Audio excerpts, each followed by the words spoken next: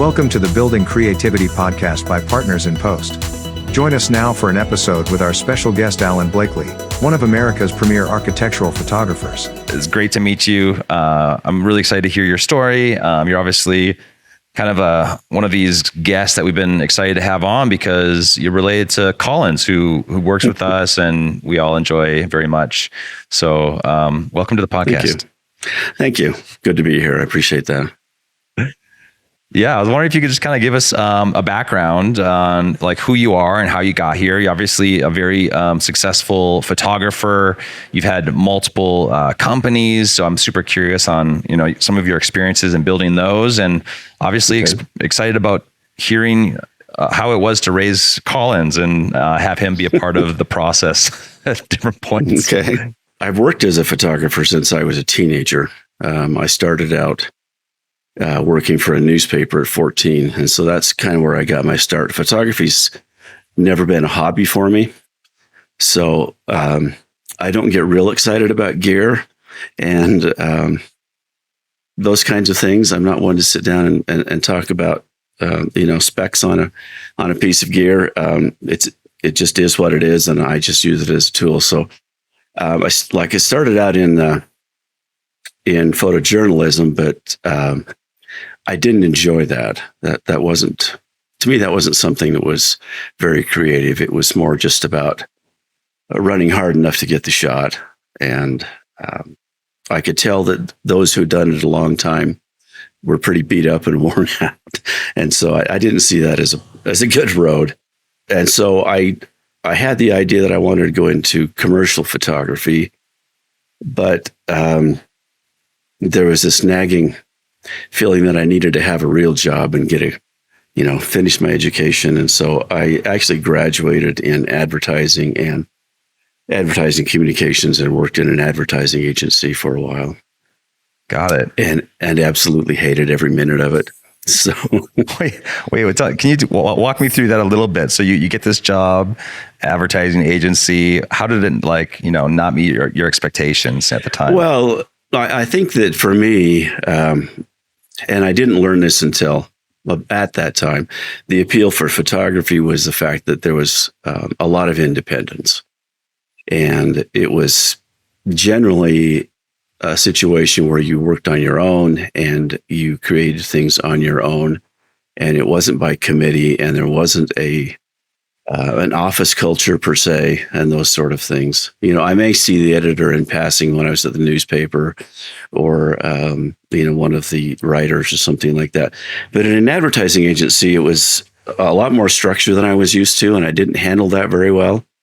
I just really hated it. And while I was in a creative role, generally, the creativity was all pretty well managed. And so it was creativity by committee rather than something that was, more of an individual kind of thing. And I get that. I understand that. So it just wasn't a good fit for me.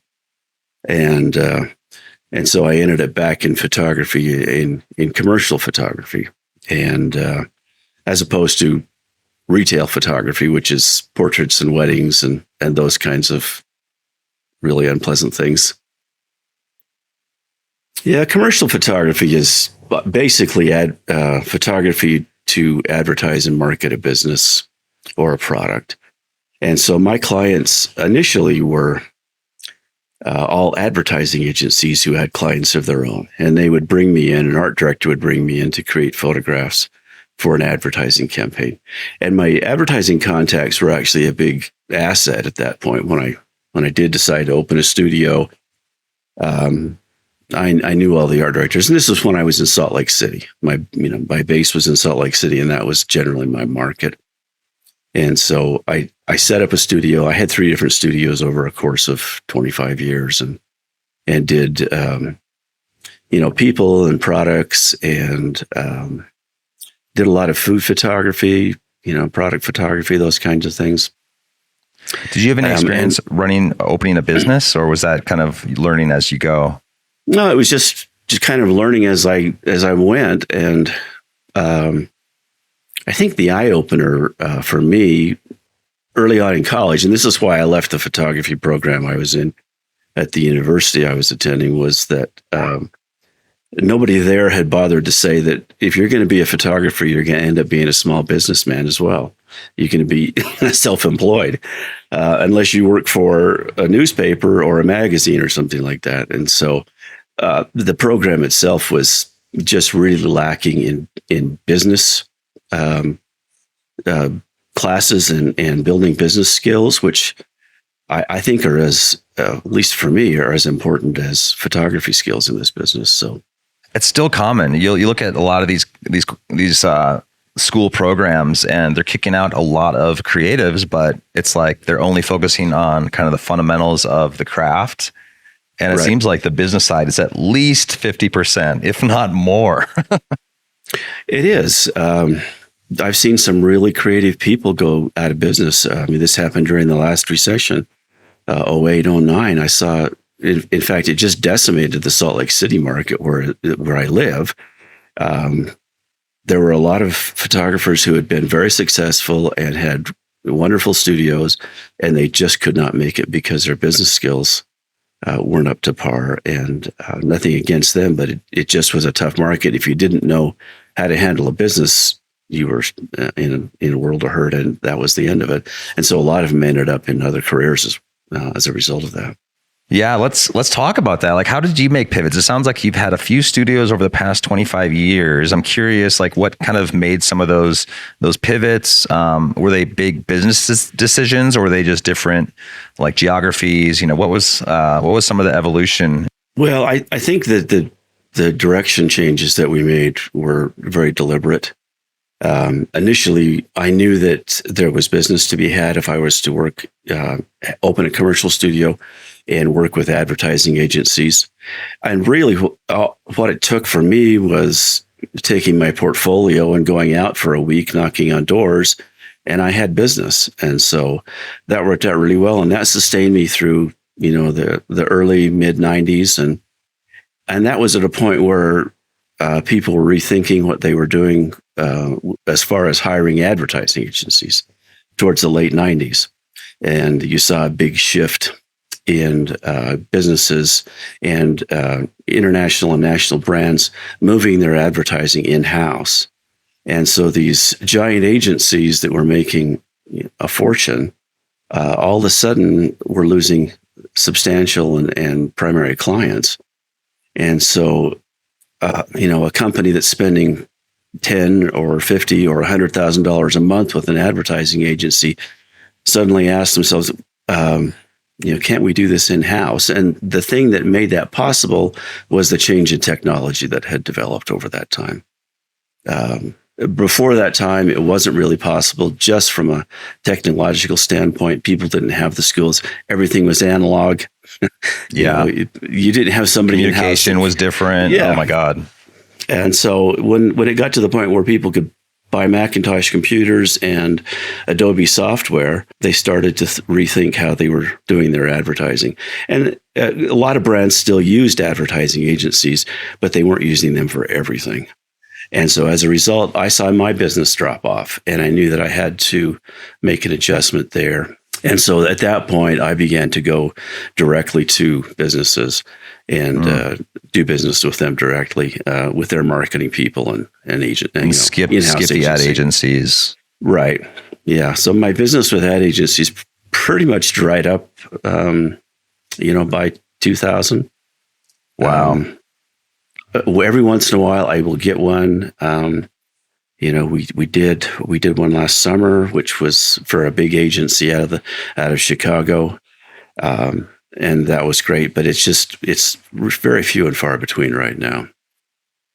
So, and it was about that time when digital technology for photography was really coming into its own, around 2000, 2002 time. And that was changing my market as well, because there was the attitude of, well, can't we just buy a camera and have somebody, in marketing do the photography for us? And I hear that a lot too. Yeah. So we had to contend with that as well. And so my brand had to somehow define the fact that it's not about the camera. It was about what I was bringing to the brand, and not what camera I had. And to this day, you see photographers whose websites list their equipment. Yeah. And videographers as well. Yeah. As if that has anything to do with anything. Yeah. I always tell my team, like, I would rather have someone who knows their camera, whatever that camera is, than someone who's new with the best thing out there. Exactly. Yeah. Years ago, there was a photographer by the name of Dean Collins who he made quite a career for himself doing workshops and things like that. But at the end of the day, I got to know Dean just a little bit, and he said, really, I'm teaching all this stuff about all this lighting and all these things, and if you really know what you're doing, all you really need is a 60-watt bulb and a bed sheet, and you can do pretty much anything you need to do. And so really, it's just not about the equipment. The best people to learn from, who can make anything work with whatever they have. Tell me a little bit about this. I'm super curious about transformation, and that must have been a scary time. Ad agencies, your biggest clients dropping off, just trying to make a pivot. What did that feel like? Was that a nervous time for you? It was, especially when it got about around 2008. And I probably made one of my biggest business, my worst bad business decisions in 2008. And that was when I decided to build a really big new studio. And I built a big studio in the Salt Lake City area in the summer of 2008. And by the fall of 2008, it was almost like somebody had just flipped a switch, and my business just dropped almost to zero as far as studio work. And the only thing that was sustaining me was architectural photography. And so even though I had this big brand new studio, there was nobody coming there, and I could not get them to come there. And nor could anyone else in this market really either.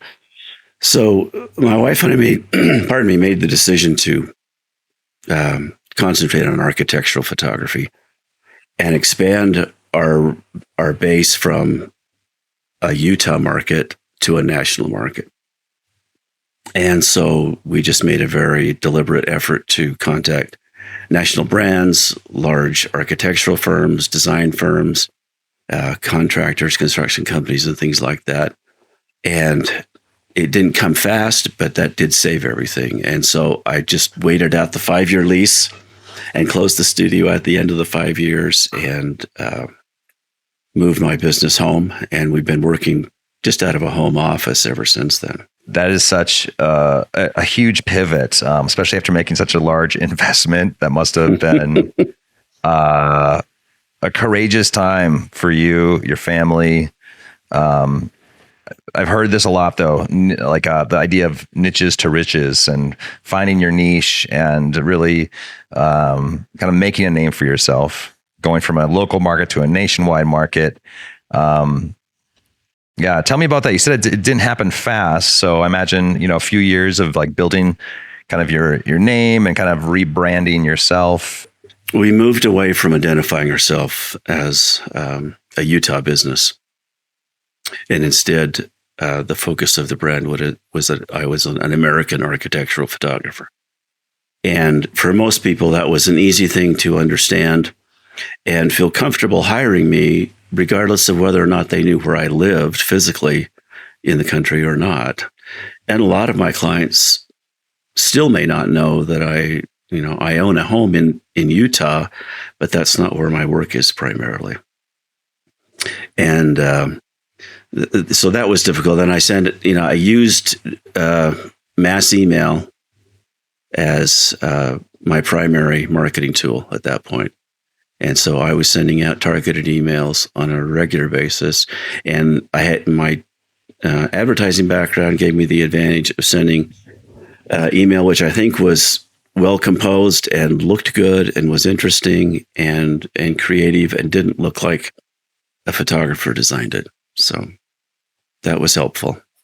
Yeah. I mean, that was probably kind of in the earlier days of, mass email marketing. Mm-hmm. Good for you for getting out there. I don't know when to dive in, but I kind of wanted to ask, what was it like, raising a family at that time? And Collins, I'm not sure what age Collins was at 2008, but he's always spoken in his interview and just, every day about how much he's learned from you growing up with you and just picking up stuff along the way. I'm curious what that was like for you, like raising Collins and maybe including him on some of the projects. I mean, I've been self-employed since before Collins was born. And so he's never known anything except me being a self-employed photographer, a commercial photographer. And so I was concerned along the way that he might get the idea that this is what everybody's job looked like, everybody's dad's job. That if I wanted to work in my bathrobe at home, that was fine. And that was before the days of remote working. And so I'm not sure he had a real accurate idea of what real jobs were like, but he had some jobs on his own growing up that gave him that idea. But I did include he and his sister very early on in photo shoots and tried to get them to help understand the decisions that go into a creative process. And so I did, I would take them on a photo shoot and I would say, what's the next shot? What do you see? They probably hated it, but after a while, they seemed to catch on to the fact that this wasn't something that was just well defined. And I had learned from a book as to you go into a building and these are the shots, 1 through 10, that you have to go in and create something from nothing. And so I think that was probably worthwhile for them. And of course he got to do things like, fly in the front seat of a helicopter and, fly first class around the country and those kinds of things. And so, he got to see things pretty well hands-on. Like most people would never see commercial photography like that unless they were a photographer or assisting a photographer. So I think he got a pretty good idea of what these kind of, this industry and as it spills into your industry looks like. I'm always curious about that, like how to foster creativity in people in general, but oftentimes that rolls into our kids or our employees if we have them. And both your daughter and your son both are now in creative fields, which is it says a lot. They probably got a big leg up, having that experience, kind of getting some of those very early kind of mentorship opportunities, even if they hated it along the way. Well, my thought was that eventually one of them would end up being a photographer. Right. And that did not happen. So, and I'm happy with where they are and glad that they chose something that was interesting to them rather than just following along in a family business, which they may not have felt fulfilled in. Yeah, that's always like tricky. My dad had a company growing up when I was a kid, and he was doing all kinds of IT systems. And it was like, I would help him every once in a while. I'd go to a dental office and we'd be like networking computers together. And I think he was wondering, if I would, catch the bug and take it over one day, but I didn't. Yeah. Like you said, as long as I guess they're happy and fulfilled, that's all that matters. Yeah. And I think the fact that I exposed them to a creative process was probably the most important part of it all. I don't think that they would have ended up in the fields that they're in had they not had that exposure early on, because it's so foreign and it's not something that is taught in school. And I'm sure in your company, people find their way there through really strange routes. It's just not a direct route like, going through accounting school and ending up as a CPA at Deloitte or something like that. Yeah, no, we have kind of a wide variety of different paths, and it seems like everyone has their own journey, beyond this as well. I kind of see people on many different kind of trajectories. It's not as maybe common as it used to be, having like a singular linear career journey. Right, yeah. It's not at all what I grew up with in my family as far as my parents and my dad. So. And they're still concerned, even though they're, in their late 80s now, that I have a real job. So how am I going to pay the bills? Oh my God. They're still concerned. That's maybe comforting for a lot of, entrepreneurs to hear that, it doesn't go away. So don't try to appease them too much. No, not at all. That's hilarious.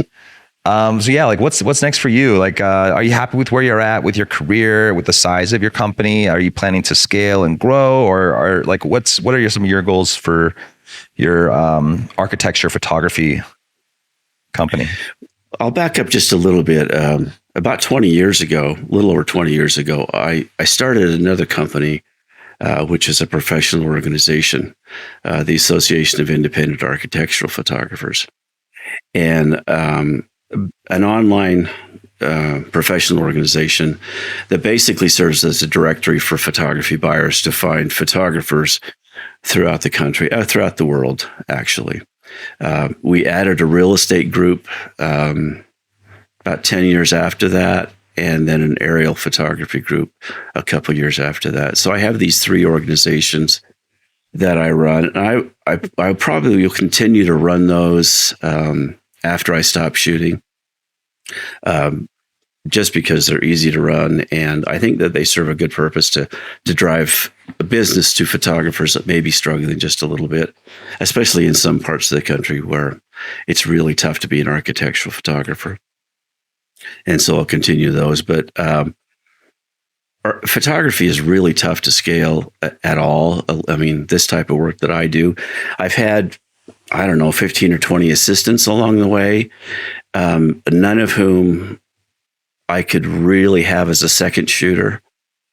And then people that I have hired as second shooters, there's always that concern that they're going to try to snipe the client. And so it's just something that, as far as photography, that I'm the company really. And so there's not anything to sell or pass on or scale necessarily. It's just a matter of how long I want to keep doing it. Yeah, that makes sense. I think it's really interesting that you've also found a way to kind of give back to the community and create kind of a more supported group for people in your shoes that are maybe 20 years younger. When we started the architectural group, that was in 2001, and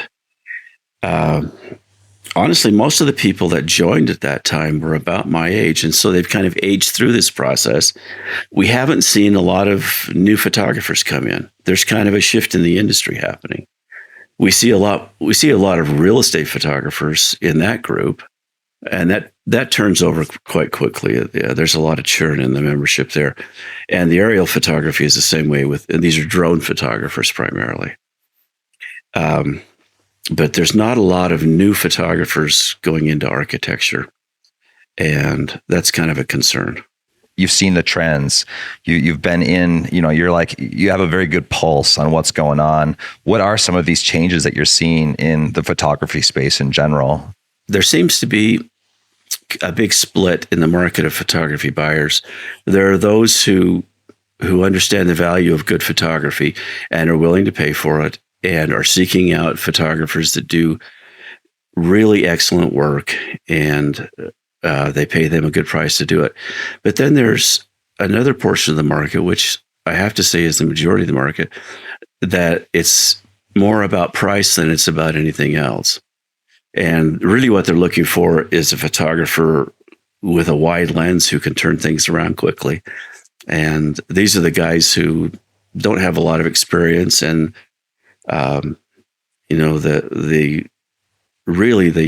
crux of their technique is to stand in a corner and get as much square footage as possible. So that's pretty much it. There's not a lot of people that are looking to do excellent work anymore, and I think that goes across the board with a lot of these industries. Yours is like that, I think.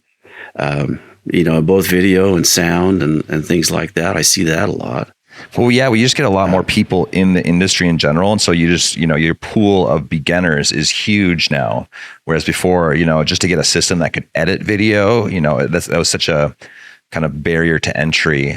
It kind of filtered out people who went to film school at the very least, and now you've got, everybody has got a niece or nephew that can take photos or edit video. Yeah. And it seems to me that the standard for learning these kinds of things is YouTube. Right. So people will go to YouTube and think that they understand and are competent and capable of doing professional work, when in reality, the people on YouTube, by my estimation, it's 99% could not make it as professional, whatever it is that they're talking about. They're selling a course on it, but yeah. Yeah. These are guys and women and men who don't have the aptitude or the experience to really do excellent work, but yet they're speaking from a position of authority. And so I think that there's a disconnect there when people go in trying to learn these things. They're not seeking out people who actually know how to teach this craft. Years ago, I used to have people want to assist me for free all the time, just so that they could learn. And especially back in the days when I was shooting film, because technically it was so much more difficult to get an image on film, an architectural image especially. But I don't have anybody anymore who wants to come and work with me because they've watched the video on YouTube. And so they seem to think that they know it all. And the sad part of that is that there's this professional aptitude that they have no idea even exists. And so I think it's unfortunate, but it's kind of dumbed the industry down. And as a result, there's a wider than ever gap between those who know how to do it well and those who don't. Has that been challenging in the way that you market yourself, or have you found that kind of just creates a distinction between you and the rest of the field? Well, I initially was concerned about it and thought that was something I needed to address head on. And I've come to realize that my best strategy is to raise my prices and, speak from a position of trying to educate customers and potential customers about what good photography is and what the benefit of it is. David Ogilvy, the advertising guru from the 1950s and 60s, he would always say that market leadership is usually defined by somebody who chooses to educate the public. And so I've kind of taken that idea that if I try to teach people and give away information, that they will perceive that there is a difference, that I do know what I'm doing more than somebody else. And then I've raised my prices, and that has not slowed business down. If anything, it's given me more business. I'm busier now than I've ever been in my career. That's like a really difficult place to be at. I think everyone wants to raise their prices, and everyone's afraid that by doing so, we're going to, basically not be reachable by our current clients and future clients. Mm-hmm. There's always like that risk. And I think like if you have the skills, the talents, the expertise, the passion, the dedication in order to, claim that value, then it makes a lot of sense to take that risk. I think that's a hard decision for a business, though. I really do, because there's a lot of risk. If it goes south, it hurts everybody. I remember when I was a freelancer and I was working with a big corporate client, and I was feeling burnt out. I was like 4 years in working by myself, and I was like, you know what? I really need to hire a team if I'm able to, continue doing this and keep my sanity. And they were on board with it. And I was like, great. Well, what that means is I'm gonna have to triple my prices. And you have to give me, 3 times as much work as you normally to have, and but I got to the point where I was sick, and tired of the situation. And I was like, this is what I need to be healthy. And I was so shocked at how excited and willing they were to adjust and adapt. And they stayed with us, and, we're still one of our largest clients, which was just like a really refreshing thing to do, but it was also extremely difficult. I was terrified. I thought, this might be it. I understand that. Yeah, I absolutely understand that. What's happened as a result of me doing that, though, is that my clientele has changed. And I don't do a lot of work in my local marketplace, Right. which is the Salt Lake City metro area. Most of my work is in the larger metro areas around the country. Yeah. So Makes sense. Yeah. I mean, that's where they have the bigger budgets. And like oftentimes I find that these corporations that have budget for, experts, they don't have time to waste and they don't want to take on risk. And so they're willing to pay the premium to basically reduce the risk. They're going to get exactly what they need to do what it is they need to do on time. And it'll be probably at that budget that we've already agreed to. I think that's a really key point, is that they don't want to have to worry. They want to just hire you and be done with it. And that to me is one of the biggest factors in why I get hired for certain jobs. It used to be that I would reshoot a lot of jobs where somebody had tried to go with a less expensive photographer and things didn't work out. And so they would bring me back in. That happens less and less anymore. I'm being hired to do it right the first time, and they're willing to pay for it. Yeah. I mean, those are the clients you want too, because that's where your expertise comes into play, and you provide the value, that they need, really. So yeah, right. Congratulations. Thank you. You too. Thanks. That's kind of all the stuff I wanted to touch on. How could people reach you and kind of find out more about you and what you're doing? Probably my website's the best point of contact for me, and that's alanblakely.com. Nice. And what are the names of those organizations again that you started, in case some photographers want to join? Well, the acronyms, the first one is AIAP, and that's the Association of Independent Architectural Photographers. That's at aiap.net. And then Real Estate Photographers of America, and that's realestatephotographers.org. And then the Aerial Drone Photographers of America, and that's aerialdronephotographers.com. Awesome. Those three organizations. And they have they have an online community, so to speak, Facebook pages, as well as different interactive kinds of things. And we also do podcasts for those organizations. The podcast is called The Photographer's Life, and those are scripted to a certain point. we have a topic that we're supposed to be talking about, but that appears on YouTube, on our YouTube channel, and then on all of the other podcast channels as A Photographer's Life. So is that all just one photographer to another, kind of diving into all the things that interest you, or? It is. Usually we'll have a group of photographers, anywhere from, say 10 to 30 photographers on a podcast. And we'll choose a topic ahead of time and then speak to that. And I think it more from an educational standpoint for the rest of the organization to see, because it's usually the top photographers that end up having the courage to get on there and talk about themselves. And so the rest of the photographers are there to find out what really the truth is. And so it has a lot of educational value, I think. One kind of last question I have for you, you've done this for a long time. How are you staying passionate? How are you kind of keeping your edge?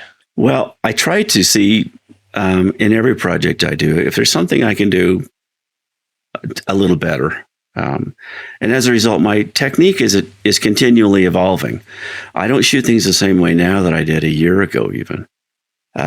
And as an aside from that, I do personal projects from time to time. If I'm somewhere and the time permits, I will go photograph something just because I want to photograph it, and on my terms, and do it that way. And so I photographed a lot of historic theaters around the country in that kind of a situation. And a variety of subjects, just things that interest me personally that may never see daylight, but that just are stimulating creatively and keep me interested in this craft. So this is just a passion. Like this goes deep. You're not having to rekindle the fire. Is this just like constantly burning for you? Well, I think it is. It's never really felt like a job to me. I didn't see myself really as having this type of career at the front end of things. I spent some time in the music business, and I thought that's where my passion was. And I decided after a few years, no, that's not where my passion is.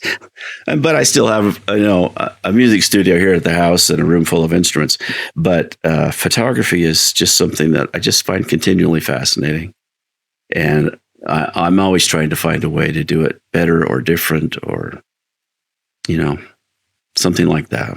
As long as we're continually adapting and learning and growing, we're going to be on that front edge. It's like as soon as you think you have all the answers, that's when it's your kind of lifespan is limited in the industry.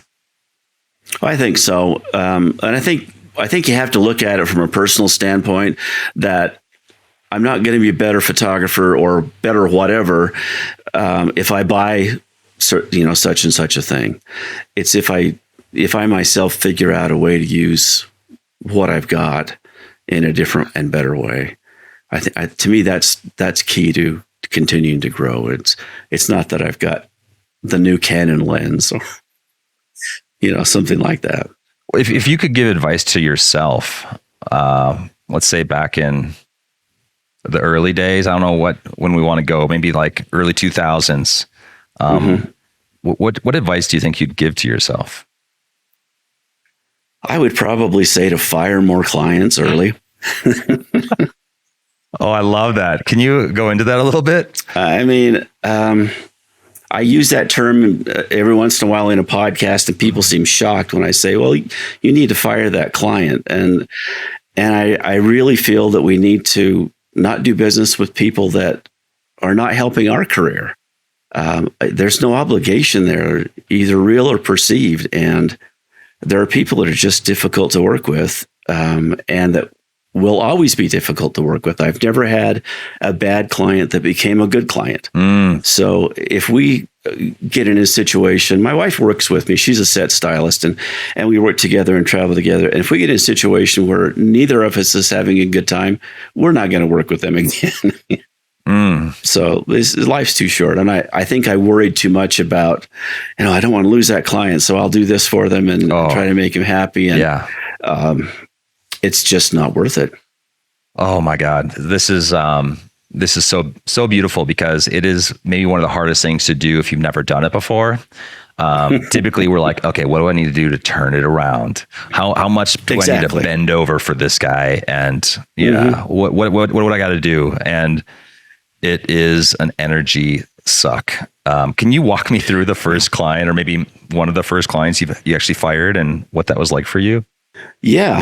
The first one that I ever really did that with was probably 30 years ago. And it was when I had a studio, and it was a client that did hair pieces for men. They were toupee and wig manufacturer. And they got behind on their invoices. And at that point, everybody was net 30 days. Which I don't know why I ever did that. I would deliver stuff and I was still holding the bag on the film and processing, and they were taking 30 or 60 or 90, especially in the case of an ad agency, maybe even 120 days to pay me. Anyway, they had gotten behind, and I had called a couple times and spoken with the accounting department, and they had put me off. And finally I called and asked for the owner, and he said, "I'm not going to pay you." And I said, "Oh, okay." And, there were some words exchanged, which I probably don't want to put on your podcast. And he said, you're just not going to get paid. And so I hung up, and I went down and filed suit against him that afternoon. And so the suit came, small claims court. He didn't show up, of course, and I was given a judgment. And anybody that's been through that process knows that that's not the end of it. You then have to figure out a way to collect from these people. And I was mad enough that I went through that process in pretty short order and ended up tying up all his bank accounts. So there was nothing in, nothing out. He couldn't get paid. He couldn't pay anybody. And finally that got his attention. And so that was the first one that I ever fired. I got paid. I got all my attorneys and court costs out of it. And I just decided I'm not going to do that kind of thing again. And I run into that a little bit now with people who are infringing my photographs. A year ago, I hired a third party to take care of all of those infringements, of which I found out there were thousands. And inevitably, when somebody is contacted by the company that I use, that I'll get an email from them back saying, "Can't you just take care of this and make this go away? And by the way, we've got a new project coming up that we'd really like to have you shoot for us." And my response is, "No, you have to deal with them, and I don't have any availability." So, that's just the way it is. But that's such a hard thing to just decide not to do business with unpleasant people. You get to a certain size and it gets easier, but I think like having values and maybe kind of writing them down, what are the values that we hold, and what will we not compromise on? What are some like non-negotiables? Knowing those early and kind of setting those and using those as like that North Star to kind of help us make these decisions is really important, because it's too easy, especially starting out. Yeah, I can lower the price. Yeah, I can do that in half the time. Yeah, I can, whatever it is, it kind of never ends. So yeah, it's really tempting, especially, if your receivables are down but it never in the end serves you well. Yeah. So sticking to that criteria of these are the clients we'll do business with, and if they don't meet this criteria, we don't do business with them. That in the end, that serves you really well. I think thinking back about that part where you said, net 30, net 90, net 120, I definitely have had those situations as well. And I was really surprised, especially if it's like a good client that you've maybe had a couple good projects with. If you tell them things like, "Hey, I really need to get this to net 10, or I need 50% down," a lot of times they're totally, okay with that. Like a lot of times they don't really care. Usually it's just a company policy, but if you give them a reason, a good solution, a good game plan, a lot of them are pretty flexible with this sort of stuff, which I found to be like, oh man, I wish I would have asked that a year ago, Right. Yeah. I think if you just do it in a matter of fact way, for me, I'm 50% down, and then the net is due on receipt of the deliverables. Yeah. And the only time that's not the case is a client that I've done business with for a lot of years who's been a prompt